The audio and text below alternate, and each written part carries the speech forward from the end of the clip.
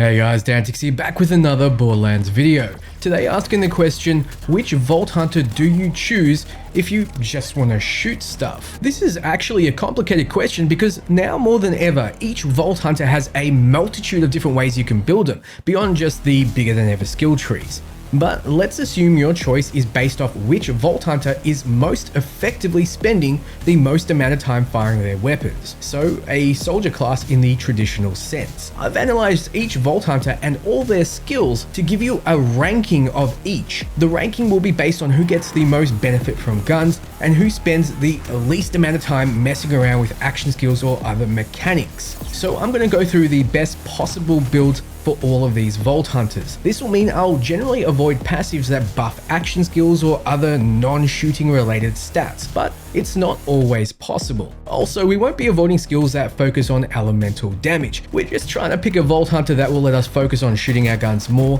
than our action skills and feels most like a traditional shooter class. So let's start with who I think is the least suited to the soldier role, and this might surprise you.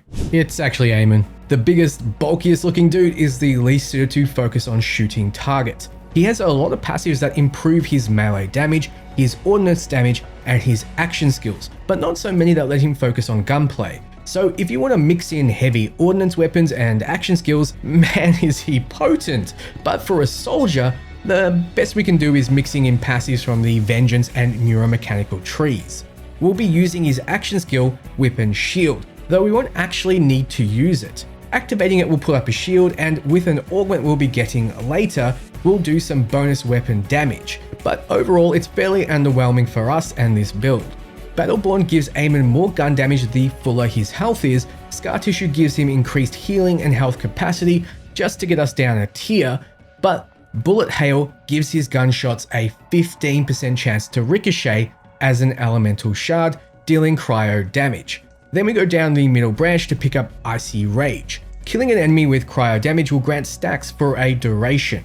These stacks give 5 to up to 25% gun damage, so you are encouraged to use cryo weapons on Amon for this build, which isn't a bad thing since cryo is such a fun damage type.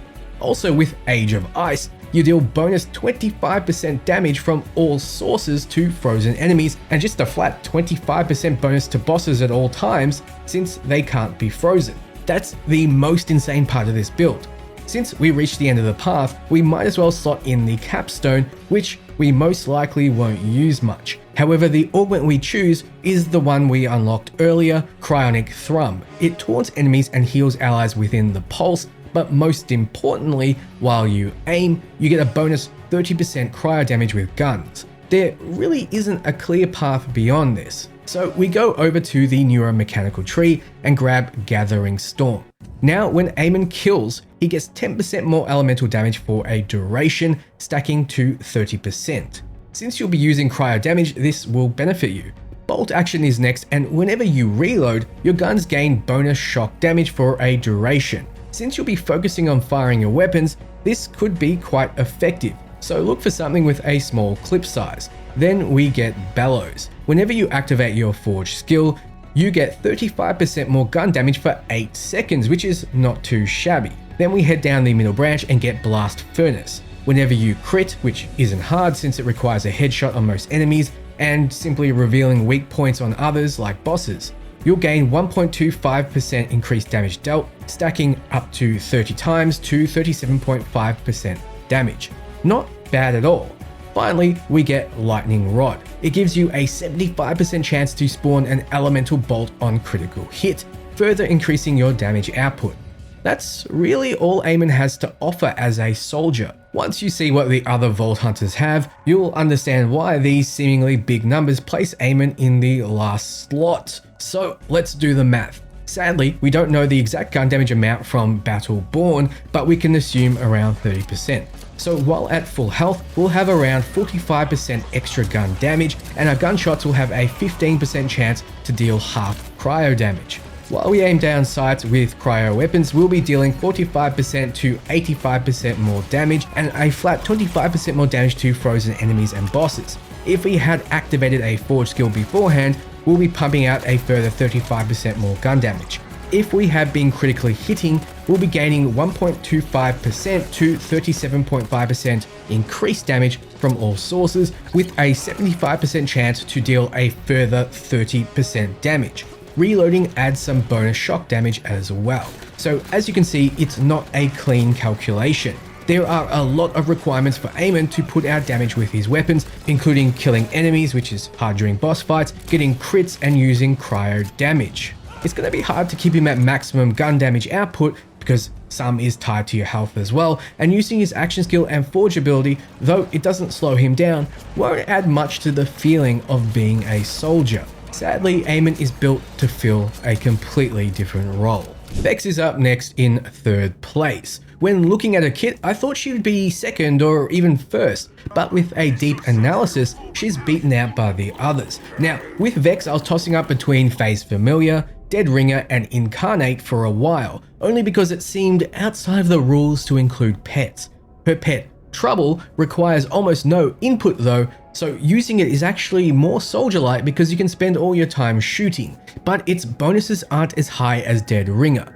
With Incarnate, you have to activate the skill, then fire off phase blasts while in that mode. So I ruled that out. In the end, even though you have to activate Dead Ringer to place your minions, they're basically pseudo turrets that fire on enemies, which is what the original soldier, Roland, used. The Dead Ringer Spectres can also be upgraded to use your current weapons, so yeah, let's lock that in. First, we get 15% gun damage from Cold Iron, which affects Vex's Spectres as well. Then when we kill, we get 7.5% increased fire rate up to 22.5% at 3 kills with Grave Assault. Put a pin in that, it's not going to be 3 for long. Staying in the grave, we get Grave Friends, so that when we kill, we get 10% more damage from all sources, stacking to 30%, which is huge. So the more we kill, the deadlier we become. Then we lean into corrosive damage with this build, so be sure to pick up a nice corrosive weapon. Blight Attunement will then make it so when you kill, you'll also send out a minion to increase your DPS in a radius around that minion. Moving down, all this status effect damage you'll now be doing will have a 15% chance to crit as well. Finally, you'll be doing 30% more corrosive damage flat and 15% more corrosive status effect damage. We went this far to pick up the capstone, Heirloom. With it, your Spectres, which are your stationary turrets, now get a copy of your currently equipped gun for a duration and reduced damage. I don't have to tell you how this could get nutty, since we know Borderlands is all about cackling maniacally as you take advantage of insanely broken weapons. We might as well also slot in the Augment Wither, because we'll be primarily using Spectres, and this makes it so they can cast Wither on targets, making you deal 30% more damage to the targets that have been withered. You want to shoot things and Wither will help. I imagine this will be especially useful against bosses. Now, the next few points are up in the air. You can put them wherever you want to round out this build. I opted for 5 points in Reoccurrence, which gives you around 1% gun damage every time you deal gun damage, stacking 50 times, but is lost if you don't dish it out within 5 seconds. So this can stack up to 50% gun damage for you and your pets. Nothing to scoff at. Then since we have so many kill skills, let's lean into that over in the Incarnate Tree. We're back in the grave with Grave Sights, which gives us 10% critical hit damage and 15% gun handling per kill, stacking 3 times. Then we have Grave Implements that gives 15% gun damage per kill, stacking 3 times. So we're spending a lot of time in the grave, so let's power that grave up with Grave Power. Now your kill skills get 3 extra stacks. So before Grave Implements could get 45% gun damage, it now gets to 90%. Absolutely insane. We then have an extra point, so I just threw it in target practice for a chance to crit everywhere. So let's do the math and recap the stats. Overall, you get 15% extra gun damage at all times. You also get a stacking gun damage buff based on dealing gun damage, up to 50% at max stacks. You'll be using corrosive weapons and gaining bonus AoE status effect damage based on your Spectre, and 30% flat corrosive damage increase and 15% more status effect damage. When you kill enemies though is when you truly get more powerful. One enemy killed gets you 10% more damage from all sources, 7.5% more fire rate, 10% more crit rate, and 15% more gun handling. but 6 kills in a short period of time buffs you to a huge 60% more damage from all sources, 45% more fire rate, 60% more crit damage, and 90% more gun handling. Keep in mind, all these bonuses apply to your specters, which you can have 3 of. One of which is firing a slightly weaker version of the weapon you have, so overall you'll be dishing out a lot of damage. However, the downside with Vex is obvious. You're relying on minions, and your damage only really comes alive when your enemies become dead. It's a massive amount of damage, don't get me wrong, but it makes you significantly worse against most bosses. That certainly doesn't have a strong soldier feel to it. This will be very powerful, but you will notice that a lot of your damage is coming from your minions and not you. Against some bosses, the minions will suck, considering there won't be a lot of enemies to kill to boost them up, and they might also get ignored or killed, and they might actually take out the scrub enemies you need to get back up off the floor when you get knocked down. If that's okay, then Vex is for you. But I think her placement here in 3rd is justified. In 2nd place is Harlowe, and she's an interesting one. I really expected her to be last or 2nd last at the very best, but the more I analysed, the more fantastic builds I've found. She's got a lot of bonuses to weapons, but they mostly apply when she uses her action skills. The bonuses are much higher than Amon, but the requirement to be actively using your action skills makes her seem less soldiery than I'd like. However, the fact that her Chroma Accelerator looks like you're firing a heavy weapon offsets that. She has multiple paths that are effective and also slot her in 2nd place. There's a pretty powerful overshield based build which increases your damage based on how much overshield you have, using the flux generator to build it up and empower you and your allies.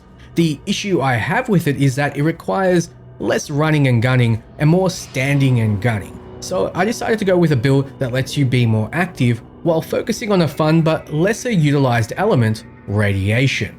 In this build, we'll be using the Chroma Accelerator. Yes, we'll need to fire it off, but it's a big tech bazooka, and it's a fire and forget weapon, so it feels much more soldiery than whipping out a shield, a firewall, a whip, or summoning clones of yourself. You shoot out a singularity which deals damage and detonates like it's a nuclear bomb. First, we're going to pick up Cyclotron, granting us a flat 20% more fire rate. Always nice. We then unlock the Neutron Capture Augment for our action skill. Now it makes it so a portion of the damage you deal with it is given to your guns as bonus radiation damage. So that fire rate we just got before is going to pay off, along with fast firing radiation weapons like a Vladov with a Malawan licensed part. Chroma Accelerator has a 38-second cooldown, and for 12 seconds of that cooldown you'll be hitting much harder with your weapons. You can improve that with Elementary, which gives you 20% more elemental damage and status effect damage. A huge amount, and since we're focusing on radiation, that's essentially 20% more damage overall. You want to then move down and get 3 points in Enriched, giving you 20% more radiation damage, again upping the bonus to 40%. With the extra points, put 1 in Elephant's Foot, giving you a way to deal radiation damage in an area when your shield breaks, spreading the radiation around. That will matter soon enough, so put the 1 remaining point in Fuzzy Math, because 10% extra chance to status may come in handy.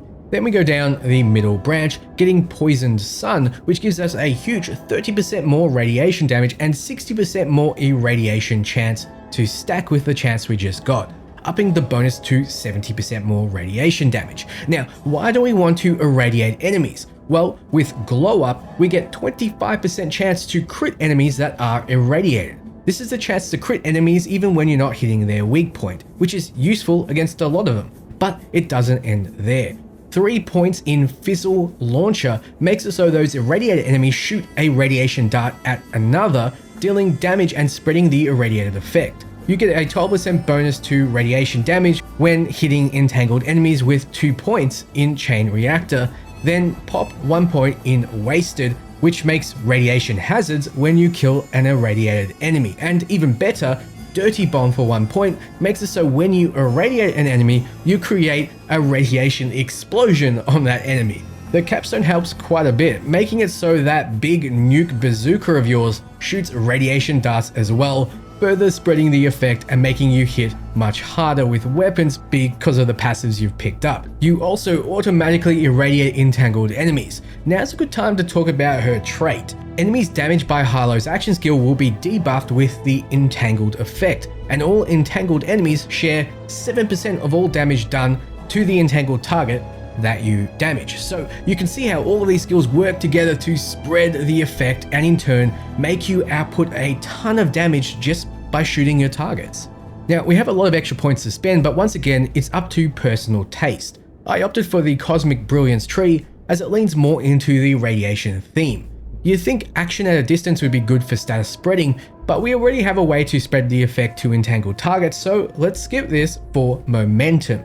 Now when you entangle, you deal 25% more critical damage, and we already have a 25% chance to crit irradiated enemies who get entangled by getting irradiated, and yeah, you see the combo, I really don't need to explain it. What we're in this tree for though is neutron decay. With it we get 10% more gun damage per stack, up to 50% gun damage every time we irradiate an enemy, and as you saw before, we will be irradiating like crazy. I'd be surprised if there is an enemy not irradiated on your screen. Then we can put some points in Resonance Cascade just because.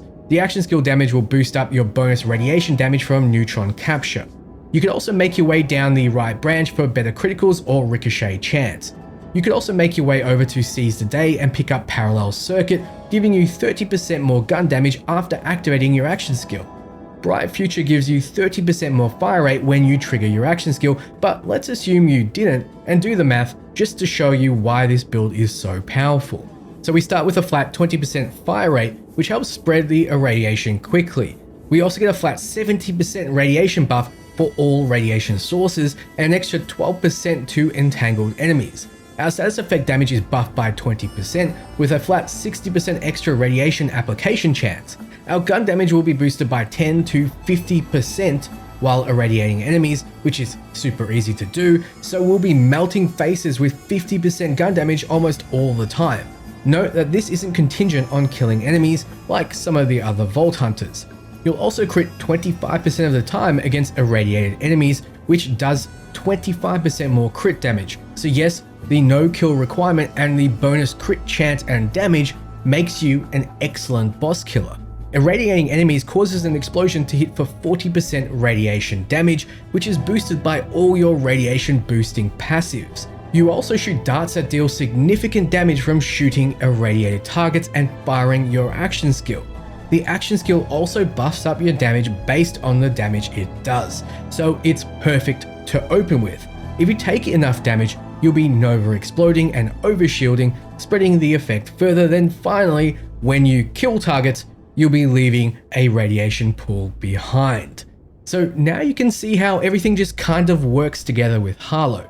You simply open the fight with your action skill, then spend the rest of your time just firing indiscriminately at your targets, setting off explosions and melting your enemies at the cellular level. This is why she's second on my list. You'll feel like a soldier even if there is a heavy elemental focus. Your skills are synergistic and don't require you to kill to become strong.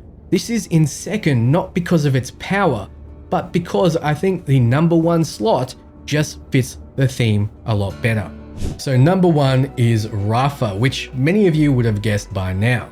Rafa seems the most like a soldier on paper. After all, they did nickname him the Exo Soldier.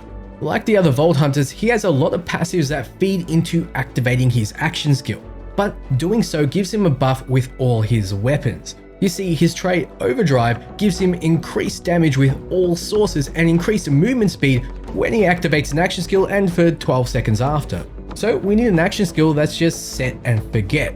Thankfully, Peacebreaker cannons are just that. By activating them, they start shooting automatically and don't disturb your peaceful shooting at all. In fact, increasing Rafa's gun damage will actually increase its damage too. This is the kind of synergy that lends itself to the number one slot, but it doesn't end there. Saitar will give you 25% extra gun damage. Pretty powerful for the build, but like mentioned, gun damage boosts your cannon damage as well. Daft Hands gives you and the cannons 20% increased fire rate. Then we have El Valiente, which gives Rafa a huge amount of increased damage from all sources. If shields are at max, around 30 to 60% extra damage. You can invest in ways to keep your shield fuller, like a few points in Shield Burst, which restores shields quicker, but I've opted to go all in on offense. So 1 point in Vengeancia will throw a free grenade when Rafa's shields break, meaning you don't have to stop shooting to throw. Now we head down to the rightmost branch and get Everdrive. This increases your overdrive duration by 55%, meaning a longer duration of bonus damage and speed. Below that is Temerado, which gives you increased gun damage and decreased weapon handling the longer overdrive has been active, and it's going to be active for a long time. With the last passive, Soldado, you'll double all overdrive bonuses, which goes great with the extended duration, and Temerario, I don't know if I said that correctly, as it counts as an overdrive bonus, so does Shield Burst. So let's work this out. Peacebreaker cannons last 18 seconds, so that's 18 seconds of overdrive. Overdrive then lasts for an extra 12 seconds outside of that duration, but the 55% extra duration thanks to Everdrive makes it 18.6 seconds. So a total of 36.6 seconds in overdrive. That would leave 13.4 seconds before the skill is cooled down and ready to use again, but 36.6 seconds of gaining 10% gun damage a second gets you up to 366 bonus gun damage at the very end. Absolutely massive if you can actually land your shots. Now, the next few points are completely up to personal taste. I opted to lean into the free grenade portion of the build, so let's go over to the Arc Knife tree. With Handshake Deal, we get 15% increased gun damage with a bonus of increasing our melee damage too. We put points into El Corazon to get bonus shield capacity, which works well with Shield Burst, but we get it so we can put 5 in to the last, which gives increased gun damage the lower your health. It means if those shields do break and you're getting a lower bonus from El Vigilante, you're at least getting another bonus. But note that sacrificing your max health capacity to El Corazon counts as lowering health for you, meaning that even when your shields are full, you'll be getting the to the last bonus like you have 50% less health. So like I mentioned, we're leaning into free grenades, so go down the middle branch. Collaborate Ignition is an overdrive skill, so its buffs are doubled. You deal bonus damage of your weapon's element with all skills and ordnances, skills being your cannons and ordnances being your grenades. By the way, this is a good time to mention that grenades include throwing knives and axes as well. So you will be dealing a ton more passive damage. Then you put 1 point in Booming Business for the 50% chance of a free grenade on crit. Then your final 2 in Synergia. Whenever you deal ordnance damage, which will be from shield break, a crit, or a manual cast of your grenades, you'll gain increased gun and melee damage, 4% per stack. So another clean way to increase your gun damage. When it comes to augments and the capstone, these aren't so important. I think Bullet Buddy Deluxe is good for the ammo restoration. I'm not so sure Volatile Hollow Points takes into account gun damage anymore, so only slot it in if it does. But we get more than enough benefits from the passives. Speaking of, let's do the math on the stats. Your flat gun damage is increased by 85% at all times, and gun damage affects your action skill as well. You also get bonus situational gun damage, 4% stacking for each time you deal ordnance damage, which can apply multiple times due to the grenade's splash damage. It can also rise very high considering you're firing off free grenades when your shield breaks and when you crit. You also get up to 366 bonus gun damage over time as overdrive is active. While it's active, you're dishing out gun damage from your cannons, as well as getting the 20% bonus to all damage from your overdrive trait. Your fire rate is flat increased by 20%, and finally, you get 30 to 60% damage from all sources based on how full your shield is. Now, this is why Rafa is number 1. The stats just don't lie. No matter what gun you're using, Rafa will be dishing out the pain. He's also going to feel like the most focused around weapons and weapon damage without being restricted in what he can use, and even his action skill won't pull you out of that soldier fantasy. Yes, this was predictable, but sometimes you need to do math to confirm what you already knew. So what do you think? Have I convinced you to play Rafa or perhaps even Harlowe? Let me know below. Also, let me know if you come up with a better build as well. I'll love to hear it. For everything Borderlands, you're in the right place. Ciao, friends.